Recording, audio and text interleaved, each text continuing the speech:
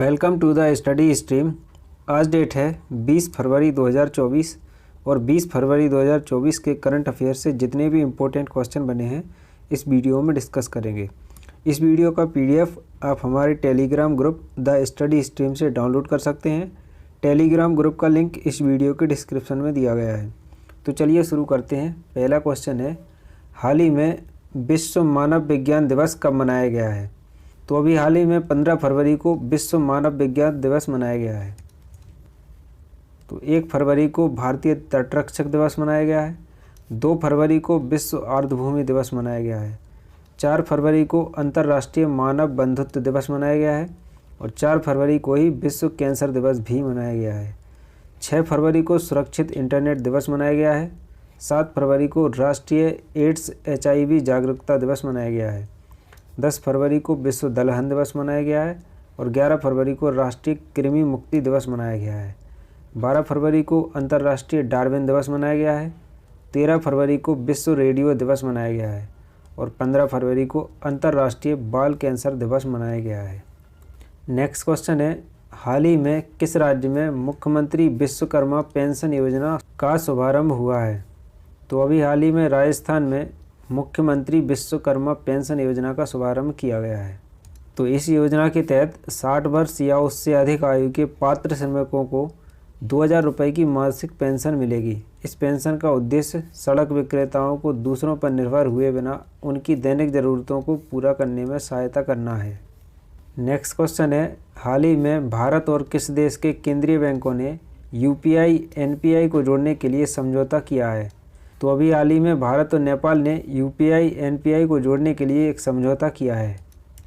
तो UPI और NPI के एकीकरण का उद्देश्य भारत और नेपाल के बीच सीमा पार से पैसों के लेन देन को सुविधाजनक बनाना है। इसकी मदद से दोनों प्रणालियों के उपयोगकर्ता त्वरित और कम लागत के साथ फंड ट्रांसफ़र करने में सक्षम होंगे।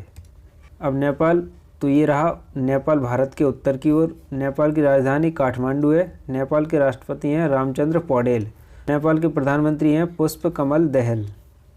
नेक्स्ट क्वेश्चन है, हाल ही में जारी नवीनतम फीफा रैंकिंग में भारतीय फुटबॉल टीम कौन से स्थान पर रही है? तो अभी हाल ही में फीफा रैंकिंग जारी की गई जिसमें भारतीय फुटबॉल टीम 117वें स्थान पर रही है। तो भारतीय फुटबॉल राष्ट्रीय टीम नवीनतम फीफा रैंकिंग में 15 स्थान गिरकर 117वें स्थान पर आ गई है, जो पिछले 7 वर्षों में सबसे निचला स्थान है।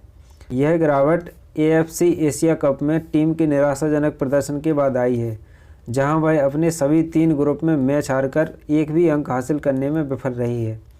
यह वर्तमान रैंकिंग 21 दिसंबर 2023 को जारी रैंकिंग में भारत के 102वें स्थान के बिल्कुल विपरीत है और यह टीम और उनके प्रबंधन के लिए एक चिंताजनक प्रवृत्ति का प्रतीक है।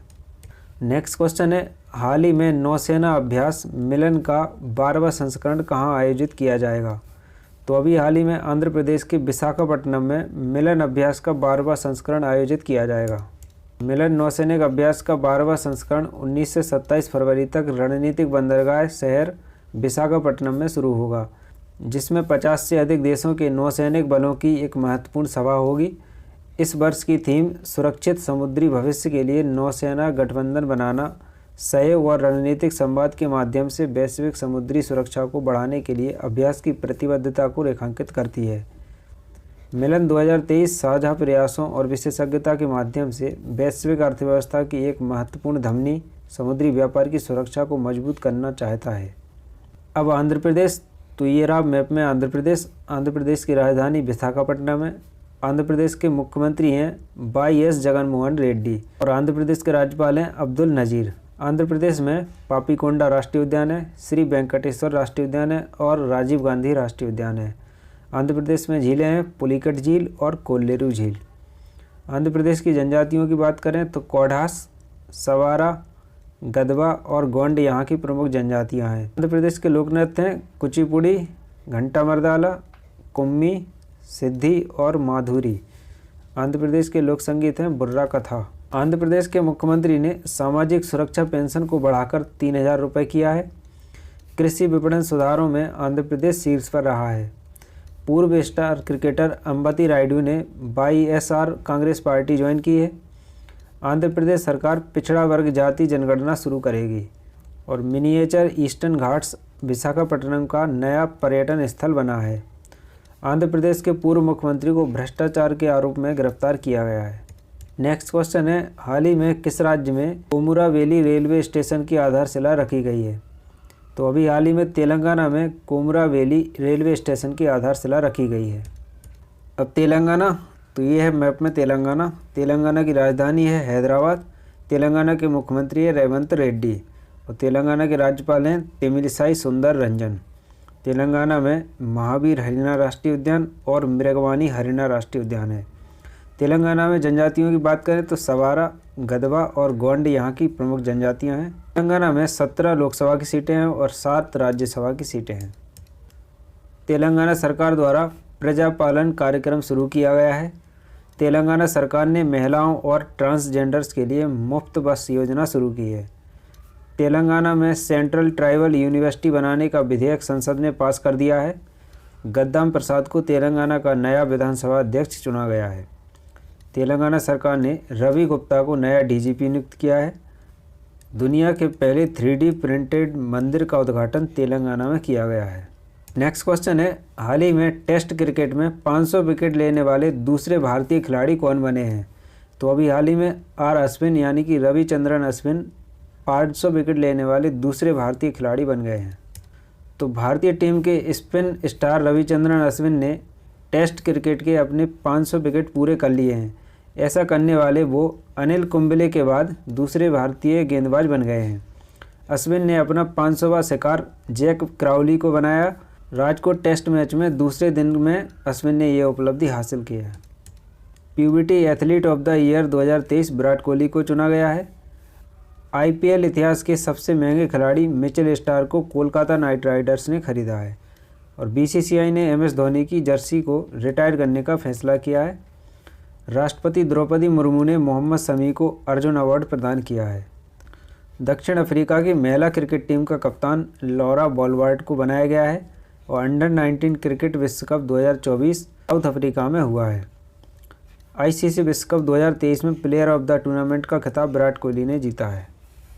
नेक्स्ट क्वेश्चन है, हाल ही में प्रधानमंत्री मोदी किस राज्य में वीर लचित बोरफुकन की 125 फीट ऊंची प्रतिमा का अनावरण करेंगे? तो अभी हाल ही में नरेंद्र मोदी जी असम राज्य में लचित बोरफुकन की 125 फीट ऊंची प्रतिमा का अनावरण करेंगे। अब असम, तो ये रहा मैप में असम। असम की राजधानी दिसपुर है। असम के मुख्यमंत्री हेमंता बिस्वा शर्मा हैं और असम के राज्यपाल गुलाब चंद कटारिया। असम में काजीरंगा राष्ट्रीय उद्यान है, मानस राष्ट्रीय उद्यान, नामेरी राष्ट्रीय उद्यान, औरंग राष्ट्रीय उद्यान, देहेंग पटकाई राष्ट्रीय उद्यान और डिब्रू सिखोवा राष्ट्रीय उद्यान है। असम के लोक नृत्य की बात करें तो बिहू, बिछुआ, खेल गोपाल, कली गोपाल, नागा नृत्य, बुंगूरम्बा और अंकिया नाट्य यहाँ के प्रमुख लोक नृत्य हैं। असम के लोक संगीत हैं बिहनाम और ओइनेत्तोम। असम की जनजातियों की बात करें तो दिमारा, कोछारी, बोडो, अबोर, मिकिर, कार्बी, नागा और लुसाई यहाँ की प्रमुख जनजातियाँ हैं। अमृत वृक्ष आंदोलन के लिए असम के मुख्यमंत्री को गिनीज वर्ल्ड रिकॉर्ड प्रमाण पत्र प्राप्त हुआ है। असम के मुख्यमंत्री को सिंगापुर की शीर्ष फेलोशिप से सम्मानित किया गया है। असम के राज्यपाल ने सरपंच संवाद मोबाइल ऐप का अनावरण किया है और उल्फा गुट और असम सरकार के बीच त्रिपक्षीय समझौता हुआ है। नेक्स्ट क्वेश्चन है, हाल ही में बोइंग डिफेंस इंडिया का प्रबंध निदेशक कौन बने हैं? तो ये हैं निखिल जोशी और ये अभी हाल ही में बोइंग डिफेंस इंडिया के प्रबंध निदेशक बने हैं। अमेरिकी एरोस्पेस दिग्गज बोइंग ने निखिल जोशी को बोइंग डिफेंस इंडिया के प्रबंध निदेशक के रूप में नियुक्त करके अपने परिचालन को बढ़ाने और भारत में अपनी विकास रणनीति को आगे बढ़ाने के लिए एक महत्वपूर्ण कदम उठाया है। यह रणनीतिक निर्णय दुनिया के सबसे बड़े रक्षा बाजारों में से एक में अपनी उपस्थिति को मजबूत करने की बोइंग की प्रतिबद्धता को रेखांकित करता है, जिसका लक्ष्य भारत के रक्षा बलों की मिशन तत्परता और आधुनिकीकरण प्रयासों को आगे बढ़ाना है। भारतीय ओलंपिक संघ ने रघुराम अय्यर को सीईओ नियुक्त किया है। NIIFL ने संजीव अग्रवाल को नया सीईओ नियुक्त किया है। एशियाई विकास बैंक के कार्यकारी निदेशक श्री विकासशील बने हैं। यूरोपीय निवेश बैंक के नए अध्यक्ष के रूप में नादिया कैल्विनो को नियुक्त किया गया है। नेशनल एसेट रिकंस्ट्रक्शन कंपनी के प्रबंध निदेशक के रूप में पी संतोष को नियुक्त किया गया है और AIRIA का नया अध्यक्ष शशि सिंह को नियुक्त किया गया है। 16वें वित्त आयोग का अध्यक्ष अरविंद पनगड़िया को बनाया गया है और राष्ट्रीय कानूनी सेवा प्राधिकरण यानी कि नालसा का कार्यकारी अध्यक्ष संजीव खन्ना को नियुक्त किया गया है। नेक्स्ट क्वेश्चन है, हाल ही में 100% घरेलू नल जल कनेक्शन हासिल करने वाला पहला उत्तर पूर्वी राज्य कौन बन गया है?